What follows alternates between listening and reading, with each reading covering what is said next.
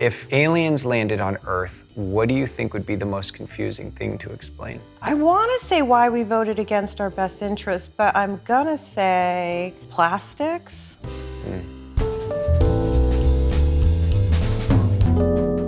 Hello, and welcome to Grave Conversations, the only show where your favorite celebrities get to lie down. I'm your host, David Dastmalchian. Today's guest is someone that we hope isn't in a casket again for a very long time. She is the iconic actress who made waves in the craft, called classic Half-Baked and the series Half and Half. Please welcome the amazing Rachel True. Hi. Hello. How you doing? Pretty good. Thanks for being here. Thank you for having me in the casket. Are you comfortable in it? You know what? It's not as weird as I thought it would be. It just feels like I'm in a camp bed. It's kind of comfortable. A camp bed, I can't imagine a better description than that. It totally reminds me now of like being in the bed in camp. I mean, I think in America, we don't really talk about what happens after we're gone enough. So this is my first time ever being in a casket. Yeah. And it's not that bad. I think sometimes the things that maybe make us the most uncomfortable or that we fear the most tend to be the things we're not like just rip-roaring and ready to go talk to with the guy, in line with us at the grocery store. Well, I do think we tend to put things that make us uncomfortable, we put them in a hermetically sealed box, much like a casket. And then we just don't, and then we close the lid and we don't talk about it anymore. I will say, feels like a very well-made cat. It's very, it's metal, it's very solid. I don't know, I thought it was gonna be like a pine box. Rachel, I would like to ask you the most difficult questions of your entire life. This is a segment we call Questions You Need to Answer Before You Die, or as my Aunt Judy calls it, quintabid. Quintabid. How would your life change if all of social media disappeared tomorrow? Oh, I think it would be kind of amazing. I mean, I'm grown enough to remember a time before there was social media, and I see so many great things about being connected to the world and all of us being interconnected. Seeing the Arab Spring on there was amazing, but it's a literal, talk about a death trap. Social media, it's just sort of emboldened a lot of people to speak up in a way they never would in person, and so I'm not actually on a lot of social media. I think that my life wouldn't change that much, but I think if everyone got off social media, everyone's lives would be a little lighter and a little happier. Good place for recipes. Yes. If you were stuck on a desert island and you can only bring one Oscar-winning actor, who would it be? Ooh, one Oscar-winning actor. Do they have to be alive or dead? Let's say of all time. Listen, she deserved an Oscar, but she might not have won one. I would love to hang out with Eartha Kitt.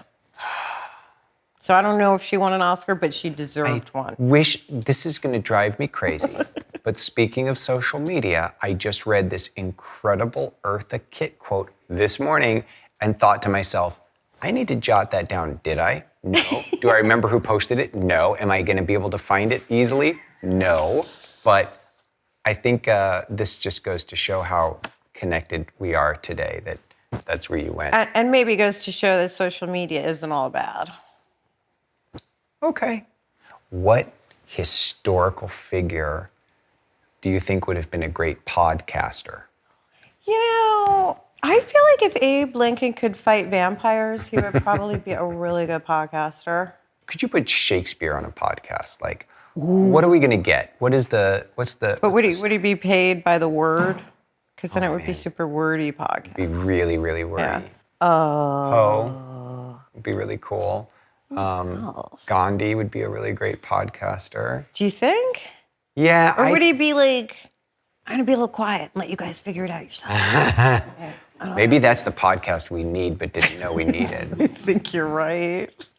That's the biggest, most genius move ever. There's this podcast that everybody's listening to right now, and it's nothing like it. I would love to hear Albert Einstein on a podcast. Einstein would be a fascinating podcast. Carl Jung, without the racism, on a podcast. Can we just lose that part, Carl?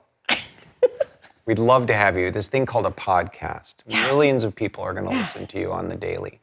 Just need to lose the racism. Yeah, if you lost the racism, I think it'd be great podcast. Got a lot of good ideas. Collective unconscious. I think Freud would kind of be a drip on a podcast. Like, it's your mother. I don't want to listen to a podcast about my mother. I don't want to listen to a podcast about your mother either. This whole experience is rocking you to your core.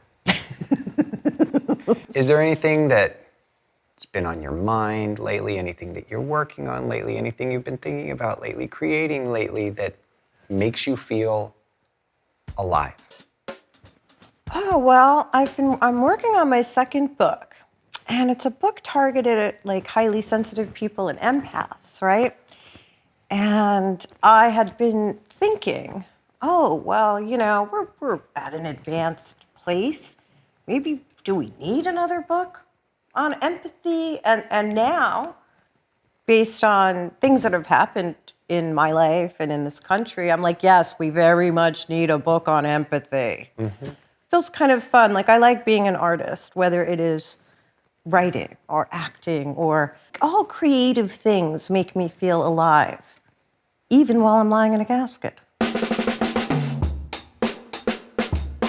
The reason we're here today is to normalize conversations about death and dying. And are you ready to talk about end of life celebrations, funeral planning, all that kind of stuff? Like right now or like Right in now. general? Like right now. Sure. Very enthusiastically, said Rachel True. I'm just clarifying the boundaries. It's time for this segment that we call Death Wish. Rachel, how would you like to die? I want to go peacefully in my sleep. That always seemed like kind of a romantic way to go. How often do you think about death and dying and stuff like that? I never, ever, ever thought about death in my life up until a few years ago. You know, I mean, I had little brushes with it when I was younger, but I think because we keep it so separate and over there, I just never really thought about it. And now I'm a couple of years younger than my dad was when he died. So all of a sudden I started thinking about it all the time. And now I'm a night owl. And now at like 3 o'clock in the morning, I tend to clean up the house just in case I die in the night and my sister has to figure out what to do with me. It's a very strange sensation to go, the doors that opened and through which I entered this plane of existence have now fully closed. The only doors that are remaining open now are the ones that will find me laying in a casket. That's kind of an interesting reality. Have you ever thought about like your own funeral, what you would want that to look like? Okay, no, but it is in my consciousness. Like I was talking with an older relative, and they had told me what they prepared. You know, they have their insurance and casket and everything settled. I think because they didn't trust us to handle the details. But it did make me go, oh, I think these are some things I need to think about too. So to be totally honest, I haven't done much planning, but I should. Do you know if you'd want to be buried, cremated, or eaten by wolves? Ooh, wolves. Is that an option? Always.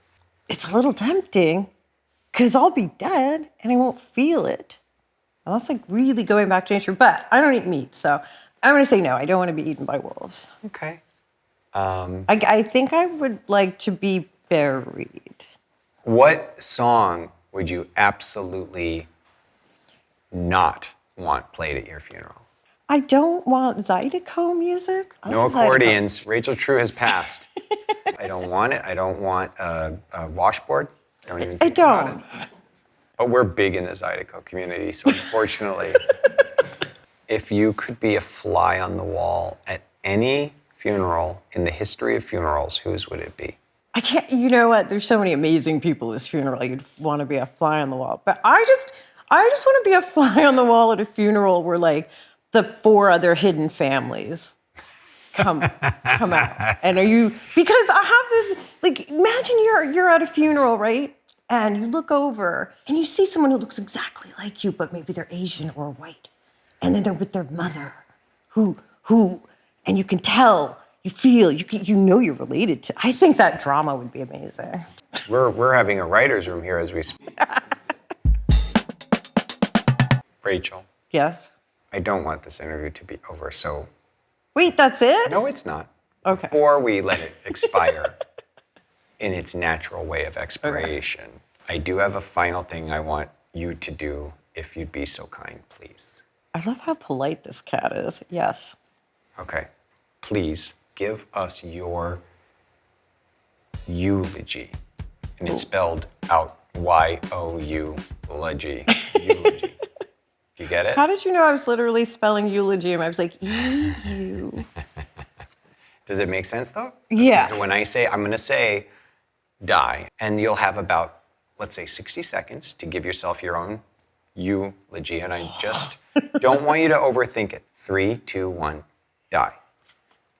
Rachel True was born at the end of late-stage capitalism. She absolutely tried to do the best she could and be as kind and thoughtful as she could to other people. She failed many, many times, but she learned from many of those failures, and she always got back up and tried again, even though she was wearing the same pair of slippery shoes. She was creative and maybe made a few people smile along the way. She hopes that you enjoyed her energy, frequency, and vibration while she was here, and perhaps some of it will sprinkle over you once in a blue moon now that she's gone.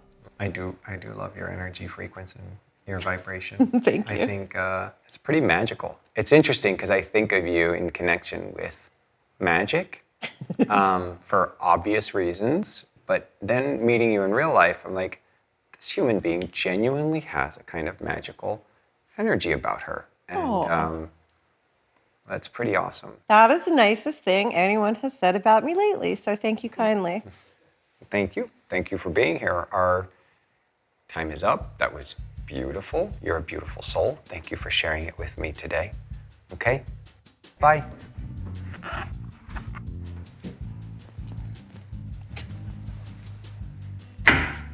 Oh. It's very solid.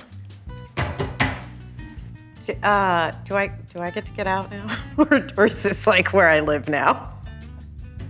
I live here. This is actually the size of a studio apartment in LA.